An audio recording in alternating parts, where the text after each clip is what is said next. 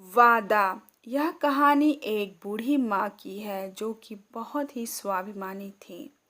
एक गांव में एक बूढ़ी माँ रहती थी जिनके 4 बेटे थे। 3 बेटे सरकारी नौकरी में थे तथा सबसे छोटा बेटा खेती करता था। कुल मिलाकर पूरा परिवार सुखी था।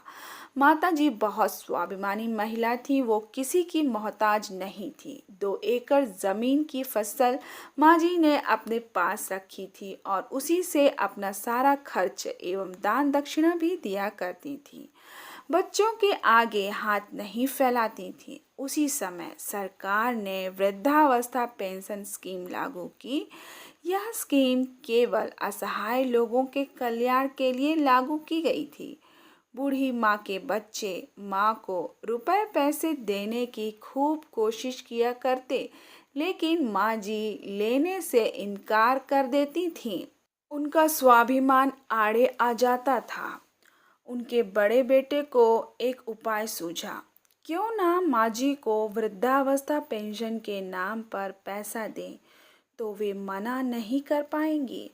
इस काम के लिए बेटे ने बिना किसी को बताए अपने एक रिश्तेदार को, जिनकी बाजार में किराने की दुकान थी, उन्हें इस काम के लिए चुना और उन्हें समझाते हुए कहा कि आप हर महीने की 1 तारीख को मेरी माँ को खाने पीने का सामान और 500 रुपये पहुँचा दिया करें और बाकायदा रजिस्टर में उनके अंगूठे का निशान लगवा लें। उनसे कहें कि ये आपके पेंशन का पैसा है, जिससे उन्हें किसी प्रकार का शक ना होने पाए।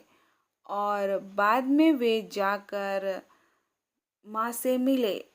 बड़े बेटे ने माँ से कहा कि आपको सरकार ने 1000 रुपये पेंशन मंजूर की है, जो हर महीने आपको अपने रिश्तेदार जिनकी बाजार में दुकान है पहुंचा दिया करेंगे। जो भी सामान मंगवाना है उनसे मंगवा लेना और जो शेष पैसा बचे उसे ले लेना और अंगूठे का निशान भी लगा देना। पहले तो माँ ने सोचा कि लड़का मजाक कर रहा है, लेकिन जब देखा कि गांव की और कुछ औरतों को यह पेंशन मिल रही है, तो सही मान लिया और कहा ठीक है। माँ जी बहुत खुश हो गई।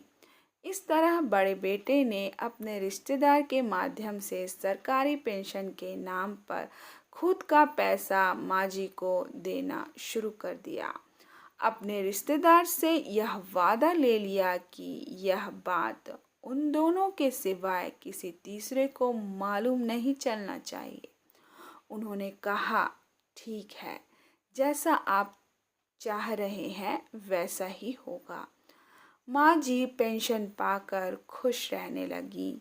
इस तरह एक स्वाभिमानी माँ को उनके बेटे ने अपने ही पैसे देकर अपने बेटे होने का कर्तव्य निभाया और रिश्तेदार ने भी अपना वादा बखूबी निभाया।